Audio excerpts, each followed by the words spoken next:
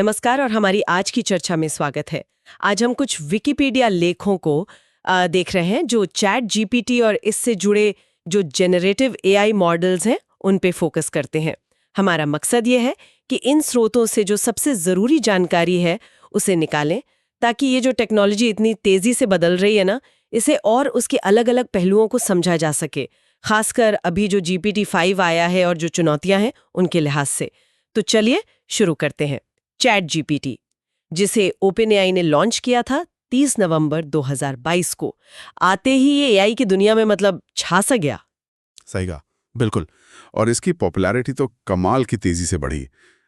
जनवरी 2023 तक ही सोचिए 100 मिलियन से ज्यादा यूजर्स हो गए थे। ये इतिहास का सबसे तेजी से बढ़ने वाला कंज्यूमर ऐप बन गया उस वक्त। और ये सब जीपीटी यानी जेनरेटिव प्री ट्रेन्ड ट्रांसफॉर्मर उस टेक्नोलॉजी पे आधारित है। हाँ, जीपीटी। तो चैट जीपीटी का सफर जीपीटी 3.5 मॉडल से शुरू हुआ था, पर ये रुका नहीं, बहुत जल्दी आगे बढ़ा। हाँ बिल्कुल। फिर मार्च 2023 में GPT-4 आ गया। ये टेक्स्ट के साथ साथ इमेज भी समझ सकता था, मतलब प्रोसेस कर सकता था, और कई स्टैंडर्ड टेस्ट्स में इसका प्रदर्शन काफी प्रभावशाली रहा। इमेज भी? अच्छा। हाँ, और फिर मई 2024 में GPT-4o आया। ओ मतलब ओमनी। ये तो टेक्स्ट, ऑडियो और इमेज तीनों को प्रोसेस और जनरेट कर सकता था। तीनों? वाह। और मजे की बात, इसे मुफ्त यूजर्स के लिए भी उपलब्ध कराया गया। तो ये मॉडल्स काफी सक्षम थे, इसमें कोई शक नहीं। हाँ, और समय के साथ इसमें नई नई चीजें जुड़ती गई है ना, जैसे वो प्लगइन्स आए थे। हाँ, प्लगइन्स। वेब ब्राउजिंग की सुविधा आ गई, तस्वीरें बनाने लगा, और यहाँ तक कि आवाज में बातचीत भी। बिल्कुल। और अभी हाल ही में डीप रिसर्च और एजेंट्स जैसी क्षमताएं भी आई हैं, जैसे वो ऑपरेटर्स और कोडेक्स जो अपने आप कई काम कर सकते हैं। ये एजेंट्स वाला कॉन्सेप्ट तो वाकई काफी पावरफुल लगता है। ये एक बहुत बड़ा कदम है, बिल्कुल। और अब जैसा आपने कहा, 7 अगस्त 2025 को GPT-5 भी जारी हो गया है, जो अभी सबसे ताज़ा और कह सकते हैं प्रमुख मॉडल है। GPT-5, लेकिन ओपनएआई ने इसके बारे में ज्यादा बताया नहीं है शायद। हाँ, वही बात है। ओपनएआई ने GPT-4 के समय से ही ये पॉलिसी रखी है कि वो तकनीकी डिटेल्स, जैसे कि इसमें कितने पैरामीटर्स हैं या ट्रेनिंग डेटा कैसे बना है, ये सब नहीं बताते। और पारदर्शिता की ये कमी मतलब कुछ लोगों के लिए चिंता का विषय जरूर है। ये बात तो है। अच्छा, इसकी ट्रेनिंग प्रक्रिया भी काफी दिलचस्प लगती है। मैंने पढ़ा कि इसमें वेब पेज, मैनुअल, विकिपीडिया के लेख और यूजर्स के साथ जो बातचीत होती है उसका इस्तेमाल होता है। हाँ बिल्कुल। लेकिन इस ट्रेनिंग डेटा को लेकर कुछ चिंताएं भी सामने आई हैं, पूर्वाग्रह वगैरह की। हाँ, ये बहुत अहम मुद्दा है। ट्रेनिंग डेटा में समाज में जो पूर्वाग्रह मौजूद हैं वो झलक सकते हैं और झलकते भी हैं। एक उदाहरण था जहां चैट जीपीटी ने एक रैप गीत बनाया जिसमें अश्वेत महिलाओं और वैज्ञानिकों को श्वेत पुरुष वैज्ञानिकों से कमतर दिखाया गया। ओह। इसके अलावा एक और विवाद था हानिकारक कंटेंट को फिल्टर करने को लेकर। इसके लिए केन्या के श्रमिकों को बहुत कम वेतन पर, मतलब कथित तौर पर $2 प्रति घंटे से भी कम पर काम पर रखा गया था, और उन्हें काफी परेशान करने वाली सामग्री देखनी पड़ी। ये भी एक बड़ा नैतिक सवाल खड़ा करता है। $2 प्रति घंटे से कम, ये तो वाकई चिंताजनक है। और एक और बड़ी समस्या जिसका जिक्र अक्सर होता है वो है मतिभ्रम, हेलुसिनेशंस, जहां मॉडल ऐसी जानकारी देता है जो या तो गलत होती है या पूरी तरह मनगढ़ंत। हाँ, मतिभ्रम ये एक बहुत बड़ी चुनौती है। ये सिर्फ अजीब जवाब नहीं होते, इनके असल दुनिया में गंभीर नतीजे हो सकते हैं। एक वकील का मामला सामने आया था ना, जहां चैट जीपीटी ने कुछ ऐसे कानूनी केस बता दिए जो असल में थे ही नहीं।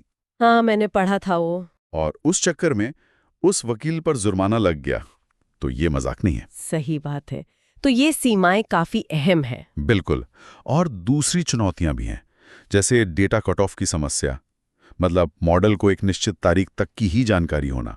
हालांकि वेब ब्राउजिंग से इसे कुछ हद तक कम किया गया है, पर पूरी तरह नहीं।